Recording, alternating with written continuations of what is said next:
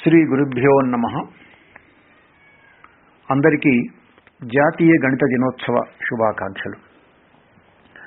గణిత పండితులు మెచ్చిన గణితవేత్తం, సంఖ్యలను మనస్సు చవిగొన్న సంగడీడు.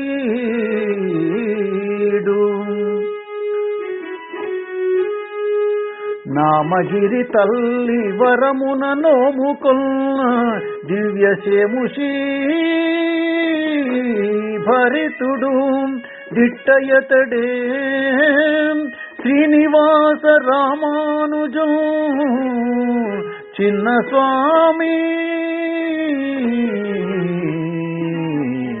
శ్రీనివాస రామానుజం చిన్న స్వామి. రామానుజన్ యొక్క తల్లిదండ్రులు కోమలతమ్మాళ్ శ్రీనివాస అయ్యంగార్. స్వగ్రామము తిరుచేరనే గ్రామం అయినప్పటికీ కుంభకోణంలో వాళ్ళు నివసిస్తుండేవాళ్ళు. తండ్రి సాధారణమైనటువంటి చిన్న ఉద్యోగంతో ఆ రోజుల్లో నెలకు 20 రూపాయల వేతనమైనది. ఆ విధంగా పేదరికంలో వాళ్ళ యొక్క జీవనం కొనసాగుతున్న సమయంలో రామానుజన్ యొక్క అమ్మమ్మ అంటే కోమలతమ్మాళ్ యొక్క తల్లి, ఆమె పేరు రంగమ్మాళ్. ఆమె కోయంబత్తూరు ప్రాంతంలో, అక్కడ ఈరోడ్ అనే ప్రాంతంలో ఉండేదట. అక్కడ అప్పుడు ఆమె తమ యొక్క ఈ కూతురుకు వీళ్లకు సంతానం లేదు అని చెప్పేసి ఆమె అక్కడ ఉన్నటువంటి నామక్కల్ అనేటువంటి ప్రాంతంలో నామగిరి దేవతను కొలిచిందట ఆమె. కాబట్టి ఆ యొక్క నామగిరి దేవత యొక్క కృప కటాక్షం వల్ల, ఆ దేవత యొక్క కృప వల్ల వీళ్లకు శ్రీనివాస రామానుజన్ పుట్టాడు వీళ్లకు.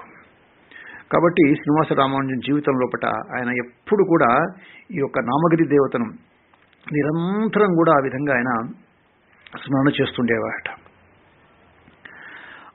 అక్కడ ఆ నామక్కల్ లోపల కొండను తొలిచేసేసేసి పల్లవులను నాటి ఆ యొక్క కట్టించిన ఒక దేవాలయం ఉందట. అది నృసింహ దేవాలయం. తర్వాత ఆంజనేయ స్వామి దేవాలయం ఉంది, కానీ పైన ఎలాంటి కప్పు లేదట అక్కడ. ఆ విధంగా అటువంటి విశేషమైనటువంటి దేవాలయం ఈయన యొక్క జీవితంలో అనుక్షణం ఆయన యొక్క మనసులో పట ఉండేది. ఆ విధంగా అంటే చిన్నప్పటి నుంచి కూడా ఆ విధంగా ఆధ్యాత్మిక చింతన అనేది మొదలైంది ఈయన లోపల. తర్వాత ఈ యొక్క వీళ్ళ అమ్మమ్మ ప్రశ్న వేసింది, అంటే అనేక మంది జ్యోతిష్యులను తన యొక్క మనవడి యొక్క జ్యోతిష్యం ఎట్లా ఉంది, రాబోయేటువంటి భవిష్యత్తు అంటే అందరూ చెప్పేవాడు ఈయన గొప్ప విద్యావేత్త అవుతాడు, శాస్త్రవేత్త అవుతాడు, చిన్నప్పుడే చెప్పారు ఆ విధంగా విషయం గురించి. అయితే ఈయన పుట్టినటువంటి రోజు గురువారం, 1887వ సంవత్సరంలో డిసెంబర్ 22వ తేదీ. ఆ సంవత్సరం పేరు సర్వజిత్ నామ సంవత్సరము, మార్గశీర్ష మాసం. అంటే ఇప్పుడు నడుస్తుంది అదే కాబట్టి అందులో గురువారం నాడు సూర్యాస్తమయం సమయంలో ఉత్తరాభాద్ర నక్షత్రం లోపల, ఆ ఉత్తరాభాద్ర నక్షత్రంలో జనించారు ఎవరు? రామానుజన్. అటువంటి రామానుజన్ మరి గురువారం అనేది మనందరికీ తెలుసు, విశిష్ట అద్వైతాన్ని ప్రతిపాదించినటువంటి మహానుభావులు పరమ పూజ్యులు శ్రీ శ్రీ రామానుజాచార్యులు వాళ్ళ యొక్క జన్మదినం కూడా గురువారమే. కాబట్టి ఈయనకు కూడా వాళ్ళు ఏం పెట్టారంటే రామానుజన్ అని చెప్పేసి పేరు పెట్టారు. ఆ విధంగా మొత్తం పేరు శ్రీనివాస రామానుజన్గా మారిపోయింది ఆయనకు.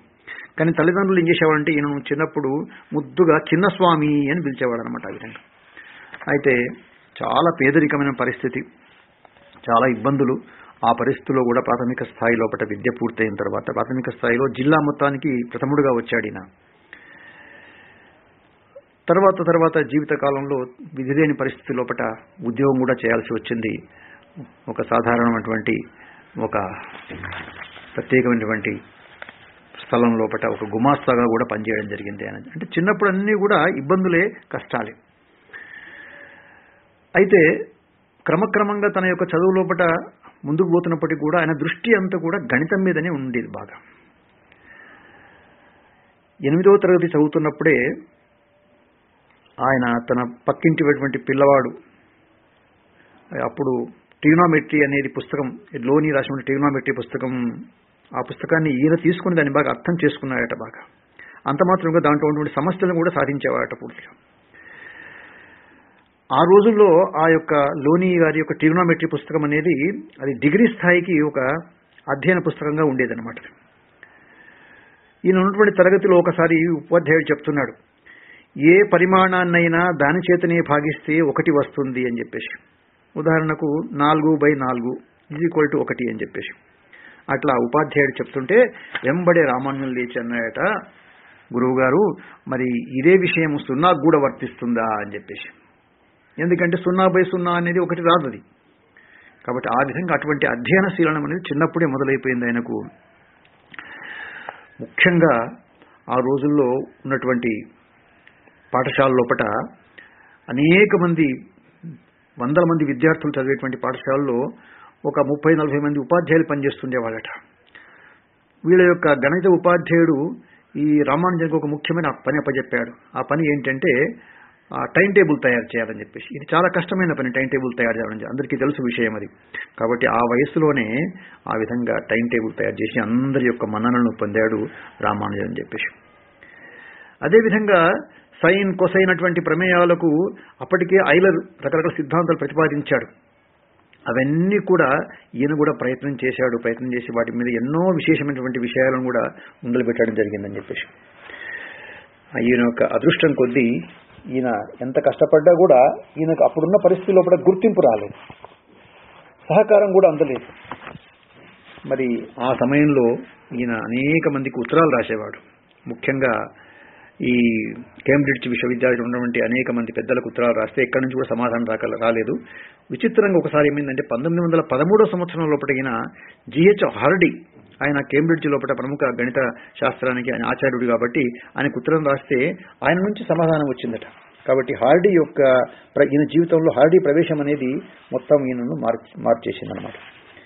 కాబట్టి హార్డీ యొక్క కృషి వల్ల ఈయన లండన్కి వెళ్ళడం, అనేక పరిశోధనలు చేయడం, ఈయన అంతవరకు చేసినటువంటి పరిశోధనలు, గణితంలో చేసినటువంటి విషయాలన్నీ కూడా హార్డీ చూసి ఆశ్చర్యపోవడం, ఆయన యొక్క సహాయకుడైనటువంటి లిటిల్ వుడ్ కూడా ఆయన కూడా కలిసి పనిచేయడం, ఈ విధంగా అనేక రకాలుగా అనేక మందితో కలిసి పనిచేస్తుండడం వల్ల సాధారణమైన విద్య లేదు కాబట్టి కొద్ది ఇబ్బంది అయింది. ఇబ్బంది అయినా కూడా హార్డీ యొక్క సహకారం అనేది ఉంది కాబట్టి ఆయన ఆ విధంగా అనేక పరిశోధనలు చేశాడు. కాబట్టి ప్రతిసారి చెప్పేవాడు, నా జీవితంలో ఈ విధంగా నాకు ఒక స్థానం రావడానికి కారణం ఏంటంటే ఆ నామగిరి దేవత, ఆ నరసింహస్వామి యొక్క అనుగ్రహం, అంటే ఆధ్యాత్మిక శక్తి తనను నడిపించిందని చెప్తున్నాను అనమాట. ఇది మనం చాలా గమనించాల్సిన విషయం. రాత్రి పడుకున్న తర్వాత ఆయన ఉదయం లేచినప్పుడే ముందు చేసే పని కొన్ని పేపర్స్ తీసుకోవాలి, దాంట్లో పాటు రకరకాల వాటి విషయాలు రాయాలి, గంట విషయాలు రాయాలి, సూత్రాలు రాయాలి, వాటి యొక్క నిరూపణలు రాయాలి. అందరు అడిగేవారు, ఎట్లా రాయగలుగుతున్నామంటే నాకు రాత్రి కలలోపట దేవత కనబడింది అని చెప్పేసి. ఆ విధంగా పూర్తిగా ఆ యొక్క ఆధ్యాత్మిక శక్తి అనేది ఆ విధంగా నడిపించిందని చెప్పి చెప్తున్నారన్నమాట. ఇంగ్లాండ్లో ఉన్నప్పుడు కూడా అనేక మనం చూశాము. ఆయన ఏదైతే అనారోగ్యంతో ఉన్నప్పుడు అప్పుడు ఈ యొక్క హార్డీ చూడడానికి వచ్చినప్పుడు ఈ అడిగాడు, మీరు వచ్చినటువంటి ఆ కార్ నెంబర్ ఎంత అని చెప్పేసి. అప్పుడు చెప్పాడు హార్డీ, ఆ కార్ నెంబరు 1729 అని చెప్పేసి. వెంబడే చెప్పాడు, ఈ చాలా విచిత్రమైన నెంబర్ ఇది 10³ + 9³ అన్నా అంతే వస్తుంది, 12³ + 1³ అన్నా అంతే వస్తుందని చెప్పేసి. హార్డీ ఆశ్చర్యపోయాడు, ఎంత ఆ యొక్క గణితంలో ఉన్నటువంటి ఆ యొక్క అంకెల మీద పట్టు ఉందనే విషయం లోపల. ఇట్లా అనేక విషయాల లోపల తన యొక్క జీవితంలో వారు అనేక అద్భుతమైన విషయాలు సాధించారు. కేవలము ఆయన జీవించింది 32 సంవత్సరాల 4 మాసాల 4 రోజులు మాత్రమే. అంటే 22 డిసెంబర్ 1887 జన్మించి 26 ఏప్రిల్ 1920 ఆ మద్రాస్ లోపట చివరి శ్వాస వదిలాడు. చివరి భాగంలో ఆయన జీవితం లోపట అనారోగ్యం అనేది లేకపోతే ఇంకా ప్రపంచానికి ఎన్ని అద్భుతమైనటువంటి గణిత సూత్రాలు అందించేవాడో చెప్పలేమని చెప్పేసి. ఈయన గురించి అనేక మంది అనేక విధాలుగా చెప్పారు, చాలా విషయాల లోపట. కేవలము మన దేశంలో ఉన్నటువంటి గణిత శాస్త్రజ్ఞులే కాదు, ప్రపంచంలో ఉన్నటువంటి గణిత శాస్త్రజ్ఞులు కూడా చాలా బ్రహ్మాండంగా ఆయన గురించి చెప్పడం జరిగిందనమాట. హార్డీ అంటారు, నేను అతన్ని కనుగొనలేదు, మహానుభావులందరి వలన అతడే ఆవిష్కరించుకున్నాడు ఆయన యొక్క తెలివి వల్ల అని చెప్పేసి. ఆ విధంగా రామానుజన్ యొక్క స్వయంభూగా తన యొక్క తెలివితేటలను ఆయన నిరూపించుకునే పరిస్థితి ఆయనకు వచ్చిందనమాట. ఆయన పేరు మీద మద్రాస్ లోపట విశ్వవిద్యాలయం వాళ్ళు centre for advance studies in mathematics అని చెప్పేసి ఆ విధంగా ఆయన పేరు మీద 1857 సంవత్సరంలో వాళ్ళు దాన్ని స్థాపించడం జరిగింది. అది ఇప్పటికి కూడా అనేక గణిత పరిశోధనలకు ఒక మంచి కేంద్రంగా మారిపోయింది పూర్తిగా అని చెప్పేసి. వీరు కనుక్కున్నటువంటి ప్రధాన విషయాల్లో అనంత శ్రేణులు, నిశ్చిత సమాకలనాలు, బెర్నౌలీ సంఖ్యలు చెందినటువంటి ప్రామాణిక ఫలితాలు అని చెప్పేసి. అదేవిధంగా హైపర్ జామెట్రీ అంటాం మనం. హైపర్ జామెట్రియ శ్రేణులు, విభాగ ప్రమేయాలు, దీర్ఘవృత్త ప్రమేయాలు, మాపక ప్రమేయాల్లో కనుగొన్న ఫలితాలకు రామానుజన్కు ప్రత్యేకమైనటువంటి గుర్తింపు అనేది రావడం జరిగిందని చెప్పేసి. 1903, 1910 ఈ సంవత్సర మధ్యకాలంలో రామానుజన్ కనుగొన్న గొప్ప ఫలితం ఏది అంటే అది రోగర్ రామానుజన్ సర్వసమీకరణంగా గొప్ప పేరు వచ్చిందండి. కాబట్టి దీని తొలుత రామానుజన్ ప్రతిపాదించి హార్డీకి చూపిస్తే, ప్రచురణకు పంపితే, అయితే ఒకసారి రామానుజన్ కేంబ్రిడ్జ్ లోపల పాత జర్నల్స్ తిరిగేస్తున్నాయట. ఆ జర్నల్స్ తిరిగేస్తుంటే దాంట్లో ఈ రోగన్ అనేటువంటి గణిత శాస్త్రవేత్త ఇంతవరకే అంటే 1894 సంవత్సరంలోనే ఈ ప్రతిపాదన చేసినట్టు తెలిసిందనమాట. వెంటనే ఈయన దానికి చెందినటువంటి 40 సర్వసమీకరణాలను దాని యొక్క రుజువులు ప్రూఫ్స్తో సహా నిరూపణ చేయగలిగాడు రామానుజన్ చెప్పేసి. అంత అద్భుతమైనటువంటి తెలివి ఆయనలో ఉందని చెప్పేసి. ఈ సైద్ధాంతిక భౌతిక శాస్త్రానికి చెందినటువంటి స్ట్రింగ్ థియరీ అంటాం.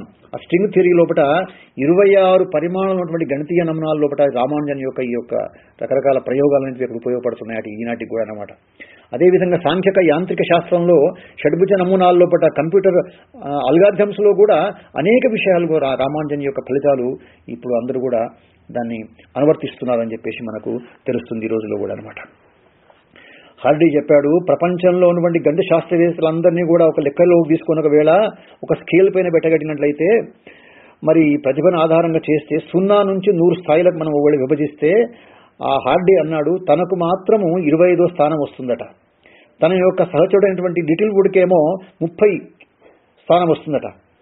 అయితే రామానుజన్కి మాత్రము స్పష్టంగా చెప్పాడు 100వ స్థానం వస్తుంది అని చెప్పేసి. అంత ప్రపంచ శాస్త్రవేత్తల యొక్క మన్నన పొందినటువంటి మహానుభావుడు మన యొక్క భారత యొక్క ముద్దు బిడ్డ అయినటువంటి శ్రీనివాస రామానుజన్. మరి రామానుజన్ మరణించిన తర్వాత కూడా ఆయన చేసినటువంటి ఆ ప్రయోగాలకు ఇప్పటికి కూడా వాటికి సరియైన పరిష్కారాలు చాలా మంది దాని మీద పరిశోధనలు చేస్తూనే ఉన్నారు.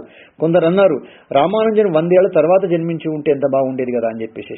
ఇట్లా ఈ విధంగా ఆయన గురించినటువంటి ఆలోచనలు సమాజంలో మనకు కనబడుతున్నాయి. కాబట్టి అటువంటి రామానుజన్ జీవితంలో ఎంత కష్టపడ్డాడు అంటే, ఒక విషయాన్ని సాధించడానికి తన పేదరికం అడ్డు రాలేదు, తన అనారోగ్యం అడ్డు రాలేదు.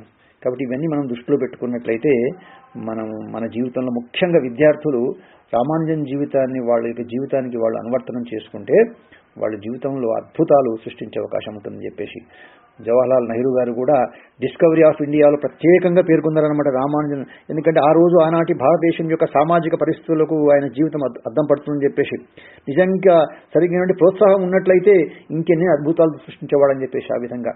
కాబట్టి ఆ విధంగా కొత్త ప్రపంచాన్ని నిర్మించినటువంటి మేధావుల్ని మనం కోల్పోతున్నామని చెప్పేసి మా నెహ్రూ గారు కూడా ఆ విధంగా డిస్కవరీ ఆఫ్ ఇండియా లోపల రాసినట్టు మనకు తెలుస్తుంది విషయం. కాబట్టి దీన్ని మనం దృష్టిలో పెట్టుకోవాలి.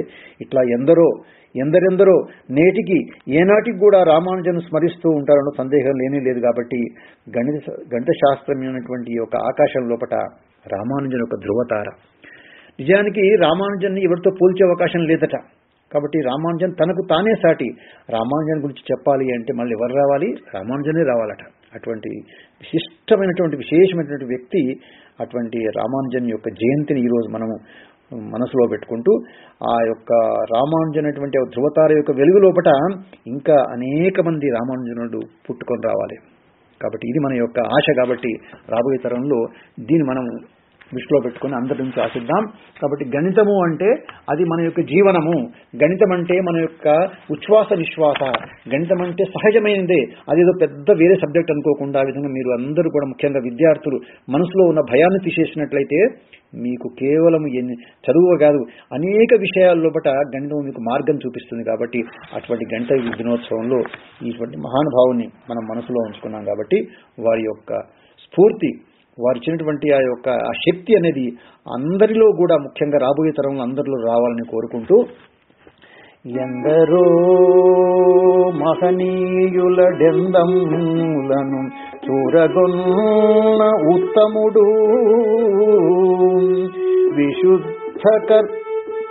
విశుద్ధ వర్తనుడు వినయభూషణుడు జగన్నూతి బడసిన మాన్య గణిత నిర్మాత రామానుజుండు శ్రీనివాస రామానుజుండు.